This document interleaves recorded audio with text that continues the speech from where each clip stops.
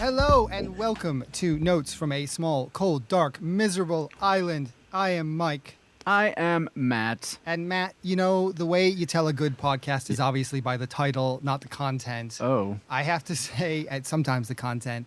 Whenever I say this title to a British person, they laugh, like 100%. The only time, well, they did laugh, but the only time that it was slightly weird was when I actually mixed up the order of the words, right? And then they just laughed at me. But usually they're laughing at the title. Okay. They recognize the Bryson reference. They do recognize it. Now, Americans do not always recognize the reference, right? But British people, generally always do. And I think that, well, that's interesting in a way, isn't it? I mean, obviously, Bill Bryson was much more popular in the UK than he was Yeah, he's the Rich Hall of travel writers. The Rich Hall, great. That's a great reference. Well, before we get rolling, I just want to, we're doing another sort of new experiment this week. We're back in the studio, but we do have a remote guest. Last week we did Mike and I were both at home experiment, and I was using a microphone, and I want to apologize to our loyal listeners, because I was really quite loud in that microphone. I think it just had the gain turned way too high. But I don't think anybody in London should be surprised by a loud ass American. So that should have been just par for the course. It's like you're just living up to the stereotype. Exactly. You know what I mean? If you go into the bar all quiet and polite and queue up and stuff, everyone's like, this guy's trying too hard. Yeah. Make some noise. Look, before we have a guest here, before we bring him on here, I wanted to mention a news item, or actually you wanted to mention a news item. You've written this down. Yeah, I think just because, if we did an episode the week that the Prime Minister steps down and we didn't even mention it, that would be, we would be remiss in our duties. We are recording this in midweek.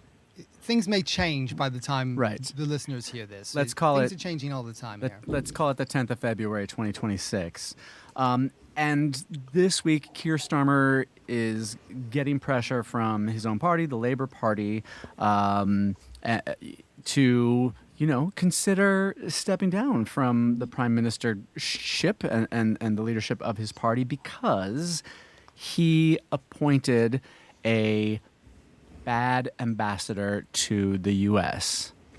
A man named Peter Mandelson, who has been in politics and in very close to the seat of power for many years, for decades, and had a very close relationship with Jeffrey Epstein. He's a great judge of character, that Peter Mandelson guy.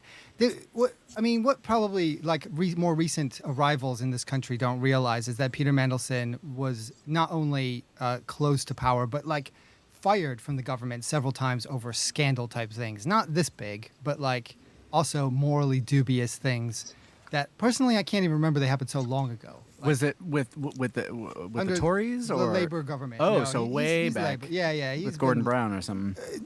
Tony Blair. Wow, way back. Way back. Yeah, that far ago. Dinosaur then, yeah. I believe one of them actually dates to the early years of this century. But the thing that I wanted to flag up is just that this person who is an ambassador, who has, ties to Epstein, could bring down the prime minister. Whereas, back home, back in the homeland, we are main waiting guy for the other shoe to drop. The main guy has even more ties to the old island, and yet no big deal. You can be friends with Jeff Epp, and yeah, it's fine. Cool, totally cool. Just don't be an ambassador, in a country that takes things. Inevitably, by the time we post this is going to be out of date. We'll see how things develop. Personally, I don't think the prime minister will actually resign at this point, but that's probably, I'm biased because earlier on this podcast I predicted that he would survive the whole year, and you're involved in one of those. To lose that bet 6 weeks in would be. Yeah. You're one of those, prediction market websites No. Oh, okay. I've learned my lesson. I no longer gamble on politics anymore. I'm reformed. We promised a guest, and let's bring him in. We got one, a very special guest From the world of dramatic arts, also the world of Chicago, very close to our hearts. A man with a very long list of credits to his name, including most recently parts in Wednesday and The Running Man, and some upcoming projects which we want to ask him about. And joining us on the line from somewhere in the wild north of England. The maps just barely reach there. Hello, Derek Miller. Hi, guys. Thanks for having me on. Thank you for joining us. Derek, we wanted to start in Chicago. Listeners will know. Everybody does. Everybody starts in Chicago. You actually started in Chicago. We're sort of immigrants. I was very much a newbie. I only lived there for 3 years. Matt lived there for many, many years. We won't say how many. I think 16 total, 16. if I'm Nice run. tallying them. But Derek, non-consecutive. You were born there? You grew up there? I was born there, grew up there, went to University of Indiana, the super champions of college football this year. And and then actually when I graduated, I came and lived in England for like almost 8 months, I think, after I graduated. And then I kind of always wanted to come back. So that was in 97. You got the bug. 97, Mike. That's when we first came to England. We probably saw you somewhere. Wow. We probably were on the same train. We were in the at same one hostel point. with the guy who clipped his toenails on the bunk bed above you. Yeah. Was it that one in Bermondsey? Do you remember that? I remember how long it took to get out there, Mike, in 1997, and that's about all It was I so remember. weird, and Bermondsey was just totally remote in those days. So you caught the bug. You caught the I Anglophily. did. My grandmother's English, so I had a little bit already. So I grew up with some Sunday roast action happening and everything else, so it wasn't completely foreign to me. And a bit of an Anglophile, so it all made sense. And then I married an English woman, so it all worked out. Well, listen, we want you to tell you. We want the whole story, but I want to sort of have a little Chicago chat here. Yeah. Where in Chicago did you grow up?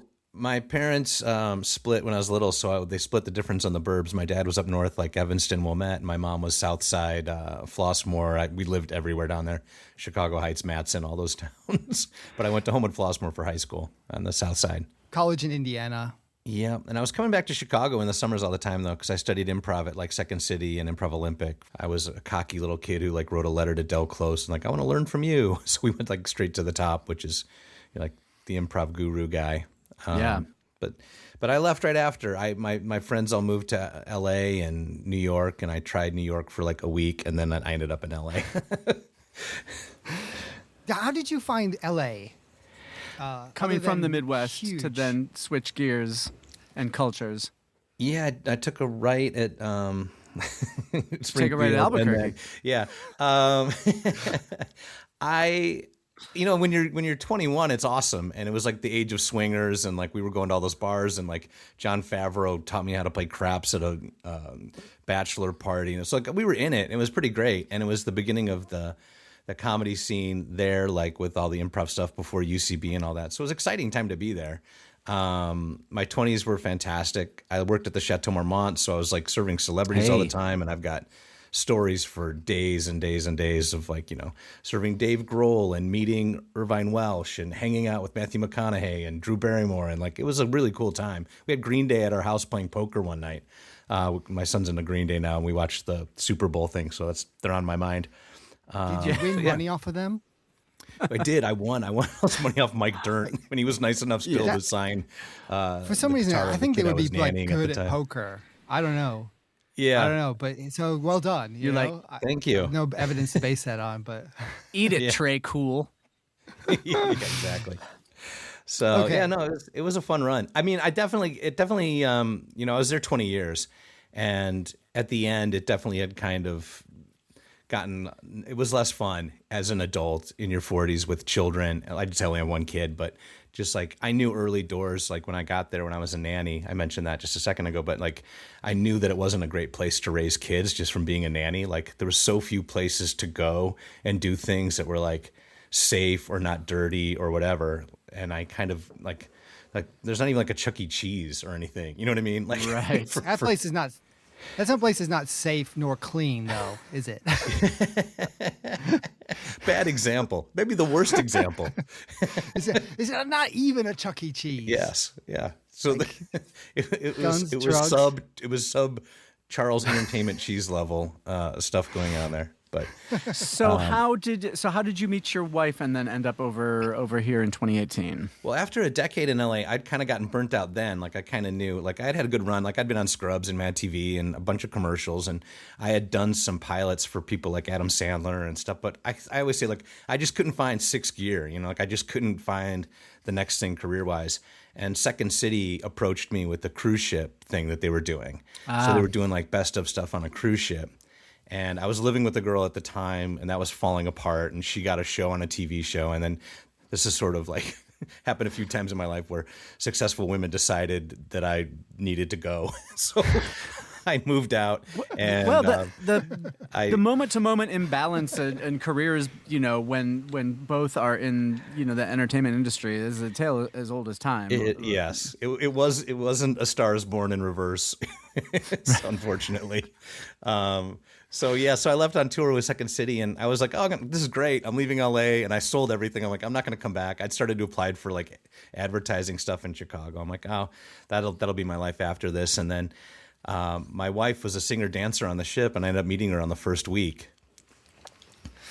Okay. The Love Boat. The Love Boat. Exactly. I was going to ask you what kind of gig that is, but then obviously you have a positive vibe off of it. Yeah, I mean, having been an adult, like I was 32 at the time, so 30, I think. So I was like already an adult, and like a lot of the people that go on there, they're young, and it's really fun. But like I had already like lived sort of a full life and had been on TV, and it was a little weird for me, and like I missed like just driving somewhere, like because I was on the boat for 8 months, and that stuff's frustrating. But it was also like gorgeous places every day, and I only worked like 2 days a week, so it was just a blast. I loved it, absolutely loved it. Wow, and you get paid for that. Yeah, sounds like a dream. And having given up, you are okay with the water. Exactly. So it was good. I hadn't planned on, meeting my future wife, but it turned out pretty great. And then she kind of convinced me. She's like, you should go back to LA and I'll come with you. And I think it was more self-serving, but it ended up working out great for me because I came back and then I kind of like recalibrated on the boat because like you're performing for like normal human beings and not in LA where people are sitting on their hands waiting for you to impress them. So it was just like, oh man, I just made 2,000 normal people in America laugh. Like that's the audience who watches things. So I should like have my confidence back up. So I came back to LA kind of with a renewed vigor, and I booked like 2 leads on TV shows like within my first 3 months back. I got a show on MTV and then a show on Comedy Central. So I think the ship was great, but I also blame my wife for being my muse on that front too. Isn't it bananas like how you don't sense the confidence sometimes, and then good things happen, and you might not attribute it to things were going well for me, or this other part of my life was going well, and so I parlayed that into winning a role or to some good luck, and maybe it wasn't luck, maybe it was just because you believed in yourself. Who knows? Yeah. But it all worked. But Is that how it works? I knew then when I left, like the same thing I did when I left to come to the UK. It was just like, well, this isn't working. I need a change. And like, because I say this to my students now, because we'll get to me teaching, but I'm teaching now all the time. And like to be in a city where everybody's always like, there's always a metric of your success, whatever room you walk into, or even driving to work, your friends are on billboards. And it's just, you're inundated day and night with how well you're doing. You know what I mean? So you get a little bit older. Your wife's British, right? Like she is, yeah. Okay. She's from the north up here. So this is what lures you back. But you had your child in L.A. Yeah, he was born in Santa Monica. But then during the first Trump administration, you all decide to beat it. Yeah, that might have helped the push. It was pretty easy with that, and everybody was so down in the mouth, and we were on the verge of a strike in the industry, and then also right. I was talking about having a kid. Like we lived in the Hollywood Hills above the Hollywood Bowl, and for us to find like a park that was safe to take my kid to, it was like a 40-minute drive into the valley each way, and it's just like. He was coming up on school age. It was going to be expensive. And I said, what if we just took a little break and went back to, she's like, yes, before I could finish the sentence, like, please, can we go to England? And that's how it happened. Wow. It's so What's your setup in Yorkshire? I mean, Yorkshire's huge, right? It is the largest county. It's the largest county in the world. Bill Bryson lived up probably here. about as the You were size talking of about Bill LA Bryson County. earlier. What's that? Are you in a city, a village? We are closest to Leeds. We're outside of Leeds, about a half-hour drive in this village called Otley. It's on a river. There's 14 pubs, two amazing butchers. Like, it's everything quintessential, like, market town.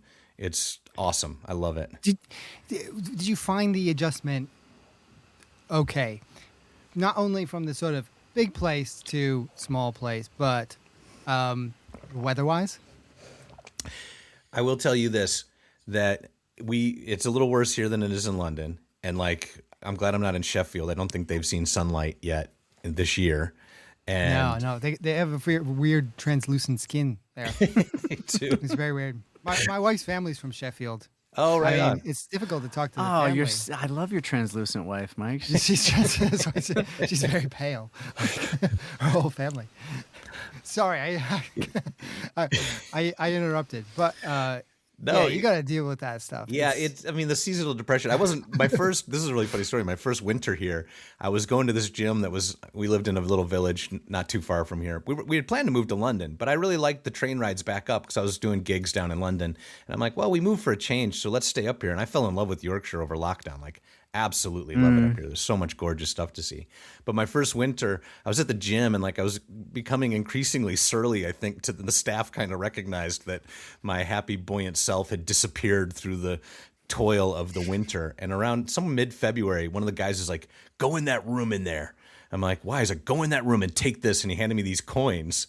And I walk in there, it was a stand-up sunbed. I'm like, "Oh man, I'll give it a try." And I did it. I was like, "Oh, this is what I've been missing, 20 years of LA sunshine." It was like Superman. I came out like with a smile. And he's like, "See?" I'm like, "Yeah." He's like, What is vitamin D? "What is it?"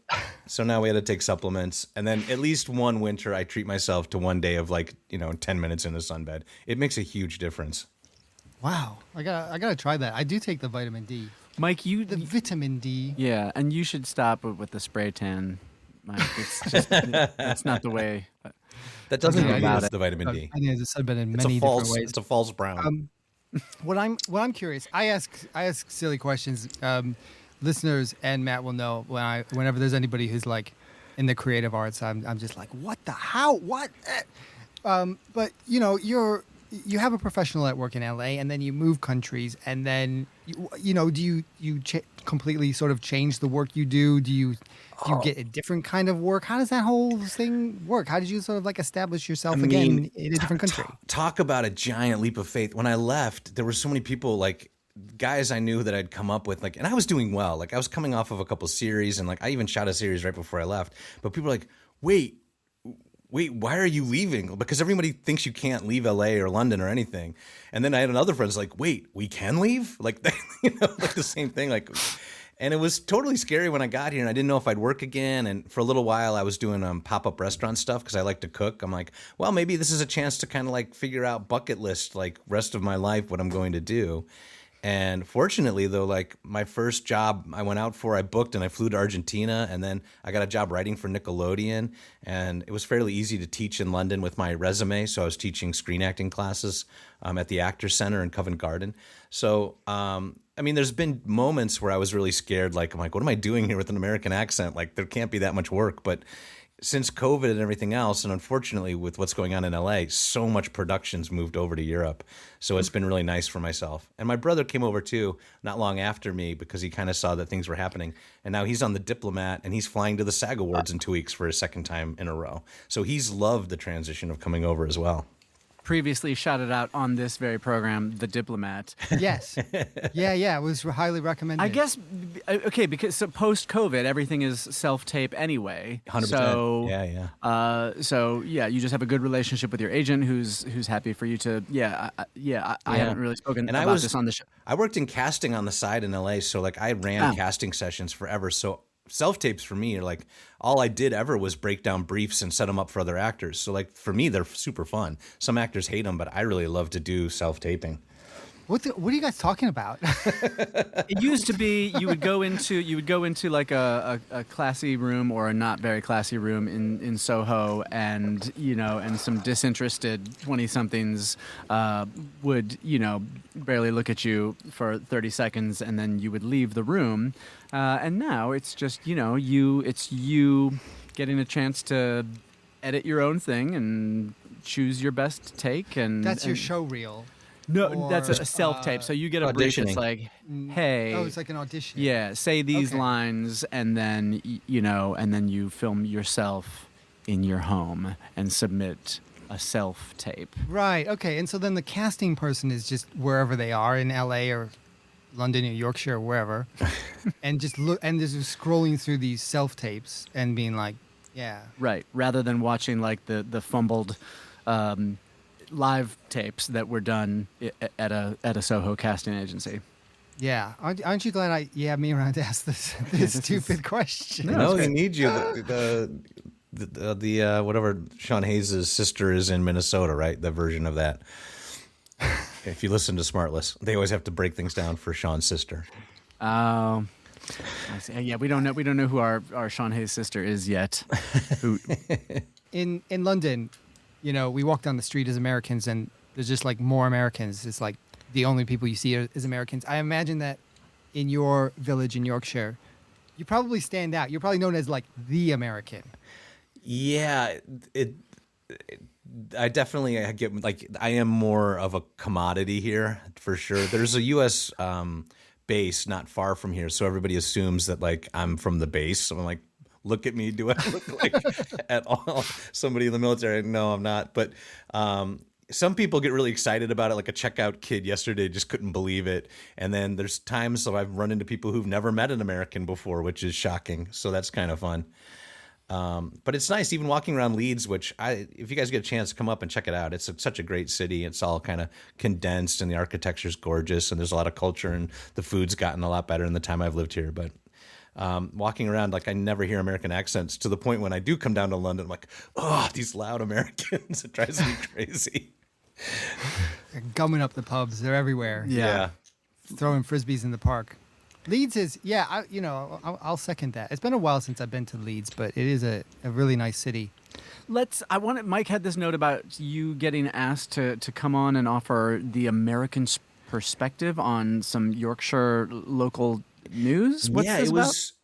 It was a national show, sort of like along the times of like Loose Women. It was on Channel 4. It was called Packed Lunch, and Steph McGovern. She was like a news anchor here. It was her own show, and Steph. It ran like 4 I've years. come across Steph a couple of times. Yeah, it was great. I did like 50 episodes of that show in the end, but they brought me on initially to talk about the election when Biden was getting elected, just to kind of give a little American perspective on it, and then. Then they had me in for a bunch of other stuff like the riots and other things. But then they found out that I was funny, so then they just brought me in for other stuff too. And then my son was on like a half-term baking show. My dogs were on a few times trying out like new dog treats or whatever. So it was like really fun. And also like I was on the show and everyone was like, "Ooh, we can't believe, the girl from Girls Aloud's on today." I had no idea who anyone was ever, and they just laugh at me because they're like, "Oh, can't you believe this person's in?" I'm like, I don't know who that is. It's great. You guys with your weird celebrities. Oh man, so many weird celebrities. But then over time, I'm like, oh yeah, that's somebody off of Bake Off or Traders or whatever it was. Are you a Strictly family? Do you guys do Strictly Come Dancing? We don't do Strictly. We are deep into Traders. We loved like Saturday Night Takeaway. I do kind of trudge through I'm a Celebrity until about week 3, and then I'm out. But this is my thing. I just watch them eating the bugs, Yeah, right. But the celebrity-based shows here for an expat is like, seriously, who are these people? And so for my wife does make and my daughter make it a Strictly household, and so I always get behind the one contestant that I've heard of. Yeah. So this past year I was like, oh, Alex Kingston from ER. I was like, come on, you once visited Chicago to do some establishing shots, please win. That's really funny. Yeah, I mean it's so, but they use the same ones over and over again, so then you get used to them, especially on the panel shows or Taskmaster and everything else. But yeah, Let me jump in here real quick and ask you just your opinion on a thing. I know we have a couple other things you wanted to do. What's your take on SNL UK, and is this something that we should be doing, we should be supporting, or is this a travesty?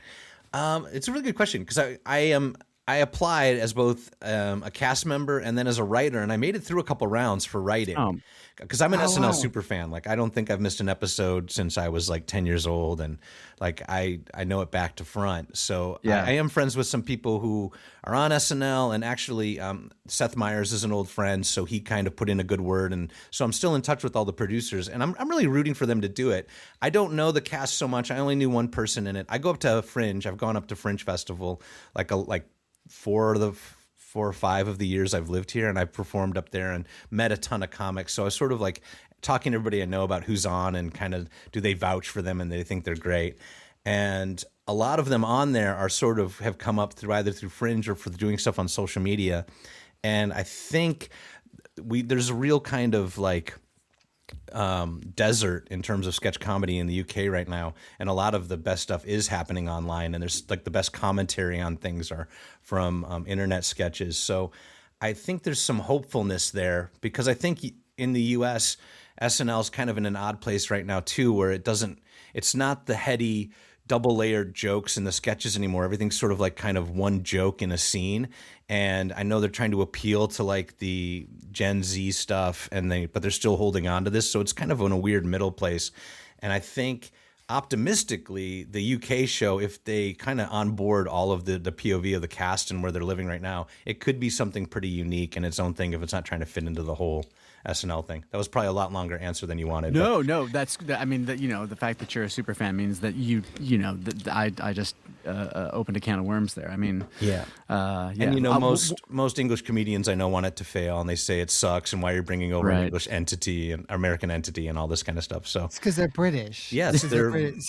It's like the tall poppy thing. But don't call it just don't call it SNL. Like, let Laura Michaels produce it and just give it a different name. Too late now. They've committed. It's been like 2-3 years in the works. They announced it, and then it's been a slow rollout. Yeah. When is this going to actually? It's only going to be a few episodes as well. Yeah, 6 episodes in like a week. I think it's our first episode. Yeah. I feel like Saturday Night Live. Well, I mean, I guess known for clips and stuff, but like. You're right. It sort of, it was in a weird place. It had this sort of like 50th anniversary celebrations, blah, blah, blah. And everybody was writing sort of pieces about it. But it's also sort of like live television is actually like a thing, right? That is the only reason why you have a television. It's like sports and like live events, right? Or if you had to turn the news on in national emergency. Yeah, that too. No, you just pick up your phone. What are you talking about? You're right. So who knows? It'll work. But there's a lot of comedy talent, right, in the UK. I mean, it sounds like all the people who maybe are rooting it to fail maybe just didn't get like selected or whatever. I don't know. Of course, that's it. I mean, but also like Brits are never happy for each other. That's like that Morrissey song. Right. We hate it when our friends become successful. Especially if they're northern. I had another silly question. So you've been doing sort of teaching, and do you see these tendencies in British students? Is it remarkably different from dealing with young actors in the U.S.? Any change, or is it more sort of the same because they're all striving to be in the dramatic arts? Well, I'm teaching screen acting now, which I like because there's like an immediacy to it, and I'm particularly well suited for it, having run casting sessions and kind of the way my career's worked out. I mean, obviously, I went to school and learned Shakespeare and Pinter and all that stuff, but like now they don't really have a frame of reference of anything, and the fact of the matter is, like, a lot of them don't even like sitting through a full movie. It's like hard for them, like this generation. So it's like. It's crazy to be teaching at a film school where people like get squirrely at the thought of sitting still for 2 hours. Do you know what I mean?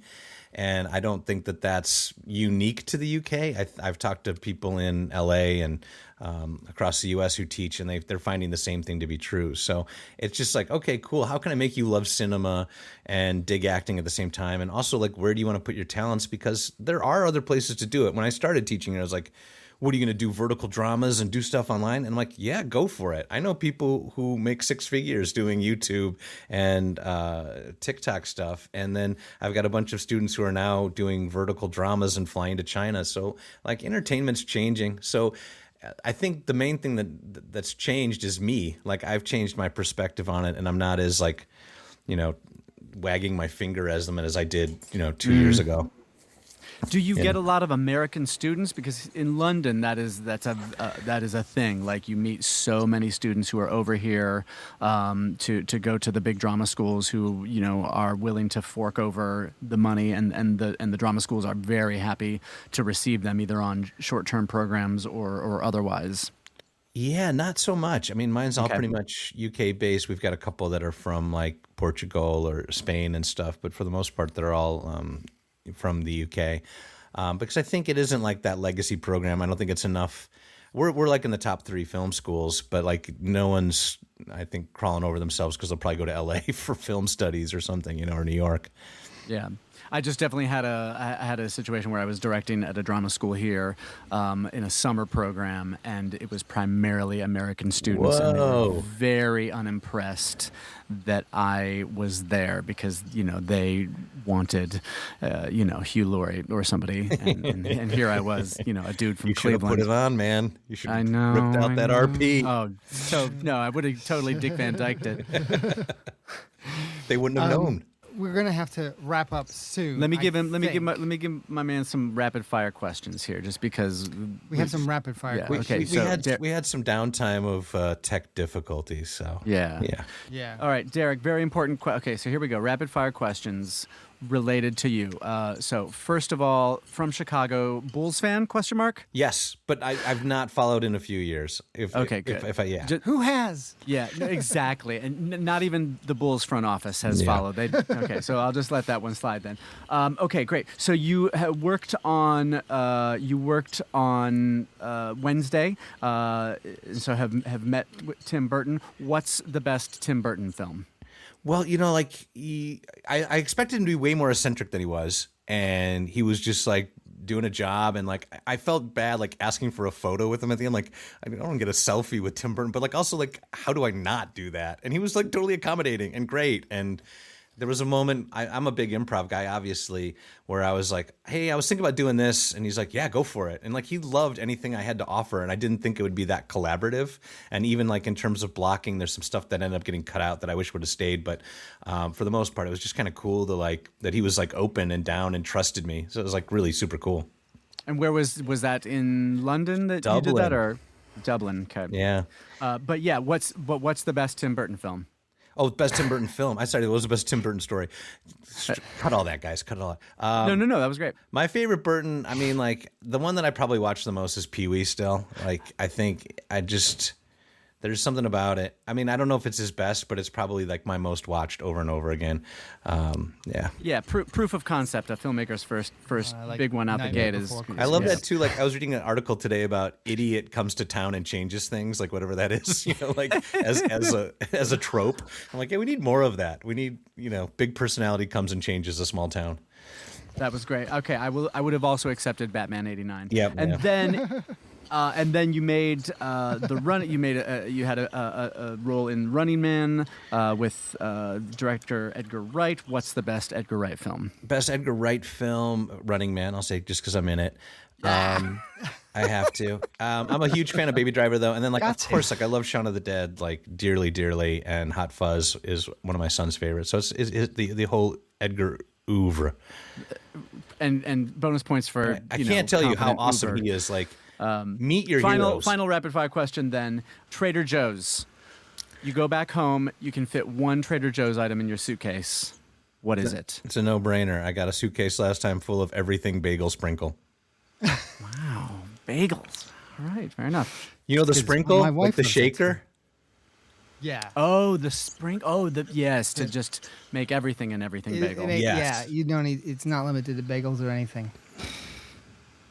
Derek Miller, thank you very much. What can we see you in next? I probably, I'm not supposed to say stuff, but like check out on Apple Plus, there's going to be a new sci-fi series with Callum Turner in it. I'm in that. I got a movie with Rebel Wilson coming out this year, and then next month I start shooting a big Amazon series with J.K. Simmons and Anna Kendrick. So lots of fun stuff going on. Oh, some nice. Some fun All peeps. right, thanks. We will link out. to your page. Links will be in the program description. Thank you very much. Yeah, Derek. thanks, guys. It was good to meet you. I need to know your stories. We got to get a beer or something. Oh, just listen to all our boring podcasts. Come on down, or we'll meet in Leeds. What a sell. Yes, please come up north. Tell everyone, forget the Cotswolds, go into the Dales, see the videos there. That's where the real shit is. Totally, absolutely. 100%. Thanks a lot. Thanks, guys. Okay, thank you to Derek Miller giving us his insight on life in the far north. What a lovely guy. Now we have an invitation to a West Side pub, and we have an invitation to Leedsland. Mike, we're going to have to do a road trip. I know, we're going to have to do a road show for sure. Tell us again how people can reach us and perhaps even put themselves forward to be guests on this program. Yeah. Or just give us some comments. Totally, yeah. It's been nice to have some folks who were absolute strangers to us come on, share their stories, and give us that insight, and then invite us to their places. So if you'd like to invite us to your place, and you feel like you're a good guest, or you know somebody who is, or you've got a topic idea, or just general support or insults, email us at colddarkmiserablepod@gmail.com, all one word run together, like an email address frequently is. That's colddarkmiserablepod@gmail.com, and we'll do our best to respond right away with our own support and insults. Right, thanks. That's all we have for this week. Yeah, well, actually, Mike, we still... You keep rejecting my theme song ideas, but I'm not a quitter. Is rejecting the right I may be word? American. Or is it just ignoring?